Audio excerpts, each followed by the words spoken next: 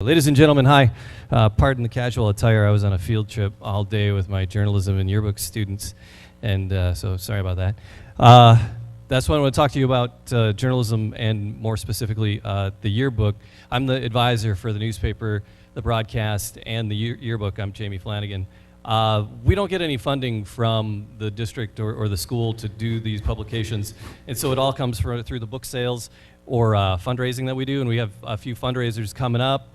We have the movie night that happens here, the Winter Movie Fest, and we're showing Arthur Christmas, the Lorax, and Brave, and Madagascars.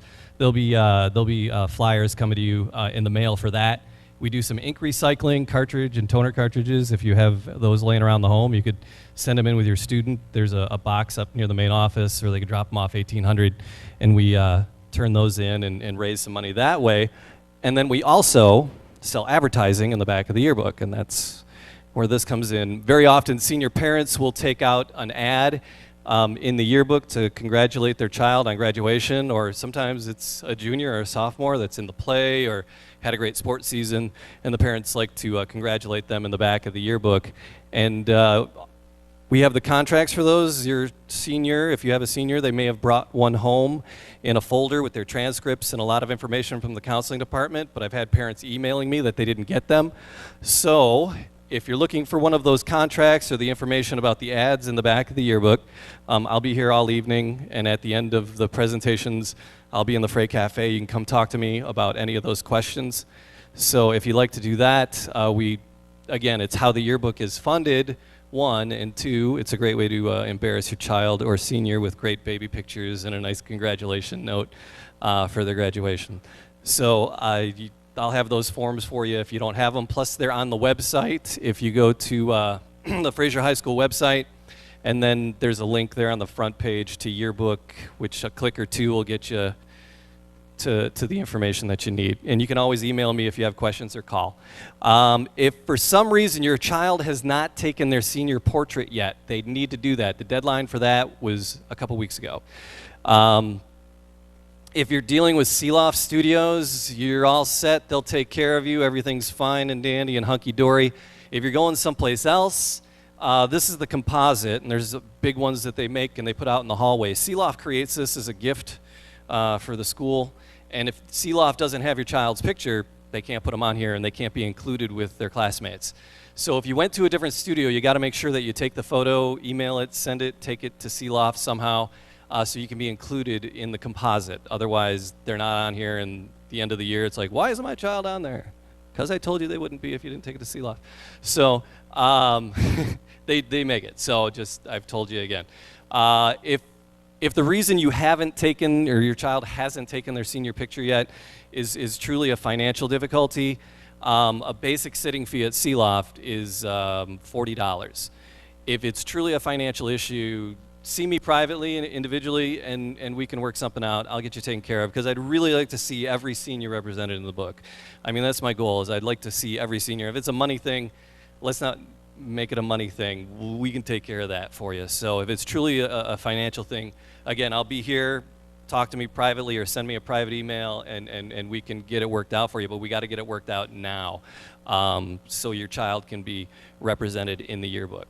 So there you go. That's all I had for you. I'll have the contracts out front. We have lots of fundraisers that we're doing. We're a Red Wings game and a Pistons game that you can get discount tickets if you buy them through the flyer that we email out. $5 off each ticket will go to the journalism program here at the school, so keep your eyes on your emails for the Winter Movie Fest and the ticket sales. And if you have any yearbook questions, please feel free to come see me individually or send me an email. All right, lots of great information coming, and have a great night. Good evening, ladies and gentlemen. My name is John Common, and I'm an assistant principal here at Fraser High School. And I want to thank you for being here tonight. And for some of you, you're taking your first steps to find out what this transition is all about for your sons and daughters. So for that, I appreciate your willingness to be here and spend some time with us. My daughters just went through high school, and they're now in college, and I know what you're going through. It's a very, very difficult time, but again, you're taking those first steps. If it's your first child, you're doing the right thing. you're doing the right thing by being here and exploring your options. I think you're also realizing that there's a lot of work and a lot of discovery ahead of you. So keep up the good work, keep making those bold steps, and if you have any questions for us, please let us know here at the high school. I did want to make you aware that we do have a couple things that we do here at the high school on a regular basis, and that is we schedule college visits.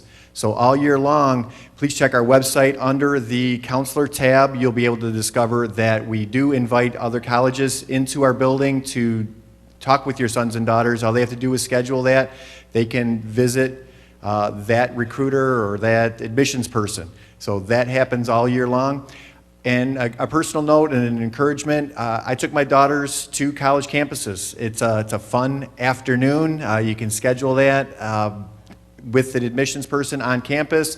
It's a very nice way to see the college campus and start to experience the college life. So those are my words of encouragement, and actually I'm just a transition guy. I do want to invite senior parents. Senior parents, we do have some sign-up sheets outside. Class of 2013 hosts a senior all-night party. So if you happen to be a senior parent and you want to be a part of planning this wonderful annual event, we do put on a great senior all-night party. So I would encourage you, please, right outside the door, you can take a couple seconds, please, and see some of our sign-up sheets. I encourage you to take part in the senior all-night party. So thanks again for being here. I'd like to ask Karen Colby, one of our counselors, to come on down. Thank you. Thank you, Mr. Common. Well, the part that we're going to get to in the next half hour or so is the financial aid. I know that's a tough thing to understand, and that's where a lot of questions are. We met with the seniors during seminar and gave them their folders, but we'd like to introduce from the National College Funding Service. They've worked with us the last couple years and do a fine job explaining financial aid, and I would like to introduce Dave Weinert.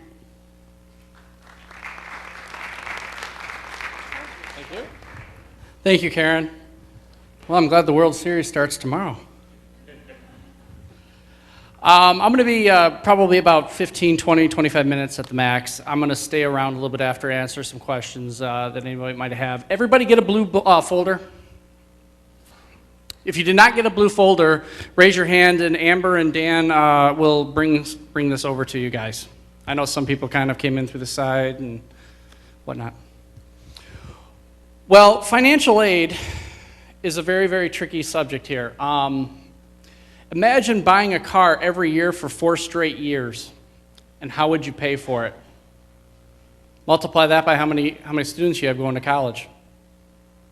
Okay, so what we've got here is that we've got problems where you've read student loan debt is now amassing credit card debt, and parents do not have an exit strategy to help pay for college, and students don't know how to get through school and get everything covered. Now, grants and scholarships are a wonderful thing, and I think Rochester College has a phenomenal scholarship program, but not every college has buckets of money to give. So how are we going to pay for the out-of-pocket costs to get our students through school in the most comfortable manner? I've been doing college funding, working with Tim Austin, who's actually an alumni from Fraser here, and that's why we are here talking. And over the last 15 years, I have seen parents, hundreds and hundreds and hundreds of parents wonder, how are we going to get our kids through school? How am I going to be able to retire? Hopefully, if that word even comes into their vocabulary anymore. And the students amassing a lot of debt, and there's no plan. The old adage was, I'll just borrow it and pay it off later. Well, that doesn't happen any longer. Okay, so how are we going to get through college and do it in the most comfortable manner? Well, first of all, we got to take a look at how the financial aid system works and understand what you need to do to maximize your financial aid eligibility. Let me see, do we have the, I guess I got to walk over on this side. Okay, how is a family supposed to pay for college? First and foremost, you have savings, borrow it, scholarships, go to a lesser costly school, or not attend at all. Well, first and foremost, in doing this for over 15 years, I think I have roughly about 10% of hundreds of families that have come in that can actually write a check out of their checking account or their savings for one whole year. Less than 10%. And especially in this economy over the last few years, a lot of people have dipped into They didn't have even the savings. They had to dip into 401ks and IRAs to help pay for college. Borrow. What is the most effective way to borrow money for college? Now, we're talking about student loans, whether it be Stafford, subsidized, unsubsidized, Perkins loans, PLUS loans, private loans, using possibly even home equity lines. Some of those are maxed out or tapped out if you even have home equity these days. Or refinancing. What are all the best options for borrowing? Scholarships. Does anybody want to take a guess at what percent of outside these little merit-based scholarships, like, you know, I play volleyball with my pinky better than anybody else, is out there? Anybody? About 5%? Very close. 3 to 5. So that means over 95% of all the other money out there is something that they have to strive for based on an academic type of scholarship, based on GPAs or ACTs. For those of you who have a student who scored 23 or higher on the ACT, you don't have to raise your hands. You can just keep it internally. But you qualify for the Michigan Competitive Scholarship. But you also have to demonstrate a financial need too. So you hear the old saying, there's all this money out there, but nobody gets it, and that's because you're not positioning yourself to qualify and demonstrate the greatest financial need. So scholarships go to a lesser school, so sometimes it may make sense to attend a local school. If your dreams are to go away, I went to Michigan State, but if your dreams are to go away to a four-year university and get that college experience, which it's not for everybody, but okay, we have some great schools locally: Wayne, Oakland, Rochester, University of Detroit Mercy, Madonna, Marygrove. We've got a lot of great schools here, but if your student is looking to go away to school to the Westerns or the Centrals or even out of state, how do we cover that? And so sometimes some students have to make sacrifices and maybe stay home a year or two, depending on the whole financial situation that the parents and the family has. Not go at all. I don't believe everybody would be even sitting here still if that was an option. So, how do I determine my aid eligibility? Well, if you're going to get anything out of this workshop, this little talk, this is what you really need to know. The cost of attendance minus your expected family contribution is equal to your financial need. Now, cost of attendance is based on the school. It's the tuition, the fees, the room and the board, the books, the living expenses, the transportation expenses. It's the whole spiel, the average cost. Your expected family contribution is based on the parents and the students' incomes and assets, but also other factors involved, such as the age of the oldest parent, how many students are in school, taxes paid even by the parent on the tax return helps adjust your family contribution. The need is whatever's left over. I'll get into an example of that. Now, I kind of classify, when families come in, they sit down because they want to talk about what they can do to help possibly increase their aid eligibilities or position themselves and get a plan put together. There are three categories I basically categorize everybody into. One is a category 1 type client, which basically means they're going to have a family contribution that's going to qualify them for the maximum amount of need-based aid no matter where they go, no matter what they do. Okay? Those will get financial aid no matter where they go or to pretty much to any school. However, they must do everything, and this is absolutely critical, they must do everything on time and accurately. And I stress some of the sentiments that the folks at Rochester College said is the financial aid is so critical. And what most parents don't realize, and I see it every year, is that all the information comes directly to your student in their email, and they have to be up on this. They don't, as parents, you don't get emailed saying, hey, we're missing this form, we got to redo this thing, we need this, we need that. It's up to the student, and if the student does not keep on top of that, you're missing out, okay, because of the deadlines involved.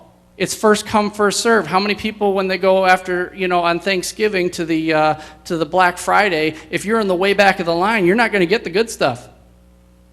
So it's first come, first serve.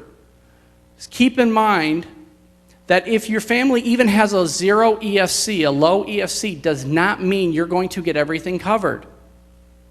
The federal government can tell you have a 0 out-of-pocket cost, but you may still have to come up with about $3,000 or $4,000 because not every school can meet 100% of the students' needs. And number two is that they also work study, which is a phenomenal program. but the student has to work. If they don't work, they don't get the money, and that money is not going to be deposited into their student account. So you're going to have some out-of-pocket costs that you'll be responsible to pay. Category 2 type clients. These are families that show a partial financial need. What that means is that they will get financial aid at some schools and not at others. When you apply for the FAFSA form, which everybody realizes, for those of you who are seniors, that starts January 1st. So you have to, it's pretty much everything is done online now. So there is no paper forms anymore that you can mail in. You have to do it online. And you also are going to have to register for your PINs pretty soon, your PIN numbers. But however, those are the families that have an EFC or based on the federal or the institutional, which if your students are looking at some private schools and even some select state schools, there's what is called a CSS profile. Does anybody want to know when the profile started for the seniors this year? Anybody? Actually, yesterday, October 21st, is the profile. Just now you can submit. So if you have a student that's looking to go to University of Michigan, the profile started last year. That's one of the reasons why I don't want to scare anybody, but if you have a senior this year, you're already 11 months late in planning for financial aid. Well, usually you should plan when they're born, but we're all procrastinators and everything. But but the thing is the problem is that you have a 0 EFC, and then the need-based aid, you'll get some at some schools and not at others. So, example, you got a public university, let's call it Michigan State, 25,000. Let's call private school University of Detroit Mercy.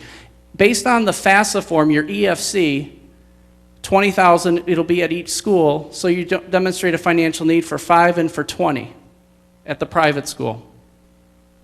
So that's one thing that most people don't realize, is that your EFC basically stays the same. Now, if you're looking at certain private schools, such as University of Michigan or Olivet College, or there's about a handful, usually about a dozen in Michigan at least, that require the profile. They have an institutional formula.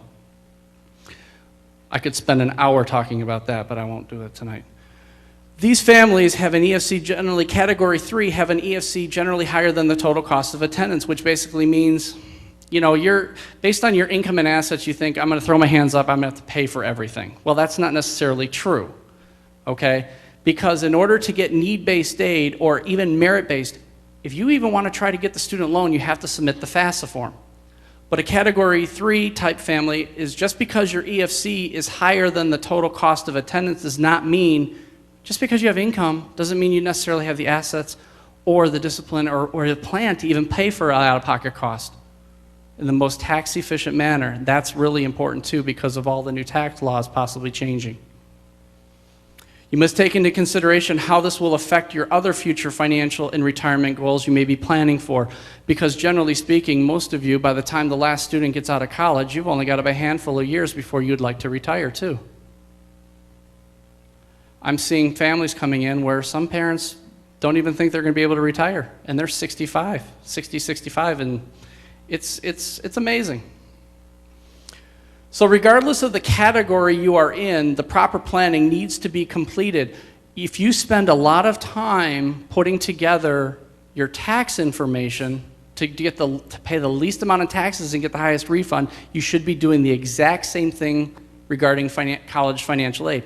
There's a lot of situations that are going to change over the next few years, or that can change, such as a loss of a job, multiple students entering school, divorce or separation, disability, death of a parent.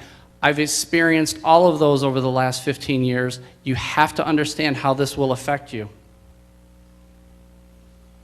Especially in divorce situations. If there are divorce situations, there are some things that you can do with the financial aid than others. How do you apply? So you have the FAFSA form that starts January 1st. Everyone must complete this form to get it taken care of. You cannot apply for federal loans if you do not fill it out. The FAFSA is not completed correctly, it will be delayed 4 to 6 weeks. Most people think that they need to get their taxes done before they get the FAFSA in. That's not true. You can use estimated numbers. Okay? but get your FAFSA in because then you're first come, first serve. Processing time, and that's where your students have to be vigilant with checking their student accounts at each of the schools that they apply to. Now, what gets even more overwhelming is let's say they're looking at 6 different schools, 5 or 6 different schools, and they get accepted at all 5 or 6. All the schools that the student gets accepted to will get an award letter, but you have to make sure you get their paperwork and their forms and their everything through the whole process on time. Applications start January 1st, and there's the website, fafsa.ed.gov. Okay, the profile and the registration form, this is even a doozy. How many filled out a FAFSA before, by the way? Did you love it? Okay, well, this is the profile. So basically, you have select private and state schools require this form. This form can only be submitted online, and you have to actually pay for it. It's not free. The more detailed disclosure of the family income, assets, expenses, home equity are required, so they get even more personal. And if you're self-employed or divorced, then you have additional forms that you have to take care of. Some schools may also require you to complete their own additional forms, such as the business farm supplements, if you have those, like I said, the divorce separate agreements, verification worksheets, monthly income and expense forms, special circumstances forms. All these forms must be completed upon the request before the school is going to even process your award letter. Sounds fun. Multiply that by how many students your student looks to go to or wants to try to look at. How many people here pay for when they bought their house or they buy a car, they pay, hey, whatever the sticker price is or whatever the asking price is, I pay for it? Well, nobody, huh? Well, you also can help negotiate with colleges too. And that's one of the most critical parts of why you should be applying to multiple schools, not just have the horse blinders on and look at one school only. You need to have schools that can compare and that you can negotiate with. If you have school A giving you a better package, but they want to go to school B, well, you can possibly negotiate with school B based on the award package from A. Everything can be negotiable. And also some schools miss award, under award, or some schools will try to compete with the other ones. You must know whether or not to accept the award letter or to appeal it. And you have to talk to the financial aid in their language too, the financial aid offices. So knowledge is going to be the power. Now, I put this comparison on because you need to understand when you're applying for financial aid or you're looking at schools, even for, can I afford to even go there? They may have the best program, I really would like to go there, but can you afford it though? That's the big critical part. Colleges, you want to go to the best school for the cheapest out of your pocket, but you have to understand how it's going to affect you. So we have Northwestern University here, which is about $45,000 a year, and we have Western, which basically is about 21, we'll call it 21. This family had an EFC of about $7,800, so they demonstrated a financial need for 37 and 12, close to 13 at Western. Now, School A, understanding how the schools will break down your financial aid, School A generally meets, or Northwestern, 100% of the students' financial needs. Western only meets about 70% on average of the students' financial needs. So what does that mean? Well, School B, even though your family contribution was $7,800, you're going to have to most likely come up with an additional $4 because they're not going to give you 100% of the need. At School B, or School A at Northwestern, they give about 75% out and self-help about 25%. So overall, you have school here, Northwestern, it would cost the family about $8,000 out of pocket. At Western, almost 12. Getting $28,000 in gift aid there per year, the gift aid would only be about $3,100 at Western. Now the payback, this is considered self-help. Self-help is your student loans and work study, is about $9,000 at Northwestern and about $6,000 at Western, Michigan. Well, yeah, you might have to pay a little bit more back, but look at the cost, it's almost twice. Where's the student going to be happiest at? So they can almost get a world-class education even at Northwestern and pay less almost out of pocket to go to a more expensive school. That's why it's ultra critical to be looking at multiple schools. I know your heads are all spinning probably, and I went quick on this, but in the folders that you all received, okay, we have some information here. We offer this every single year, and this is for the seniors this year, and not juniors. You'll have a chance next year. I don't think you may have had your most memorable experience yet. But the topic that we ask, because Tim, my boss, who hired me directly right out of Michigan State, he likes to know, what was your most memorable experience here at Fraser? Okay, 1 to 2 pages. For those of you who have seniors, and those of you who have juniors, you'll get your chance next year. 1 to 2 pages max. In our office, whether it be by fax, email, or drop it off. Our office is located on 19 Mile in John R., Square Lake in John R. and Troy. We're not that far away. Actually, I used to live in Hamilton Woods, and it's only 15 minutes from here. Okay? The entry information is in your blue folder, but this is a winner-take-all, $1,000 tax-free sent to your school. If you would like to take advantage of it, I want you to realize, though, that because of not that many people are here, so you guys even have a better chance, because only the people who are here know about this. Last year, I had 13 people apply for the scholarship. Last year, or the year before that, we only had about 10.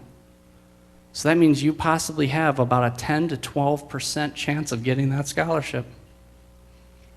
Lucky you guys that you guys stayed. Also, I do offer everybody the chance to meet with me on a one-on-one basis, because I know there's going to be a lot of information that you might have about your own personal situation, what you can, you can't do. Okay? I've offered a chance for you guys to sit down with me for about 30 to 45 minutes, possibly an hour, for a free consultation to talk about 3 things. Where have you been in this process? Where are you at in this process? And where do you need to go in this process? So if you have questions about your guys' own personal situations, absolutely I can answer any of those when we sit down. How many people here would like to know what their expected family contribution is going to be? I'll tell you. Okay? You may not want to hear it, and the next words out of your mouth will be, I'd love the federal government to come and see me and see how I can afford this, but it is what it is, but you got to play by the rules if you want to get the help.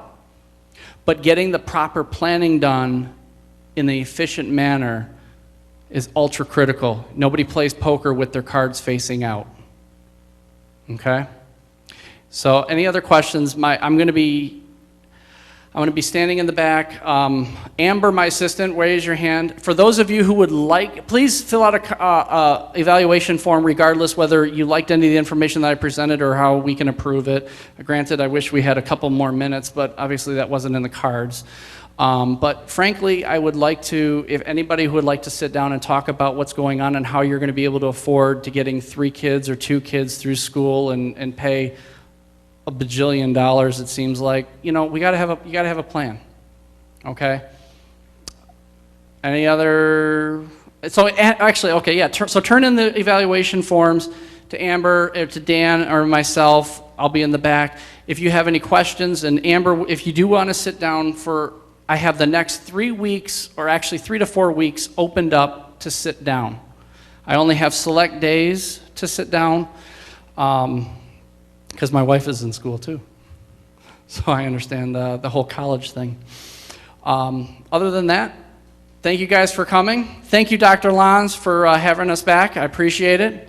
And thank you, Karen, and the whole staff at Fraser. And any other questions you guys have, let me know. Thank you.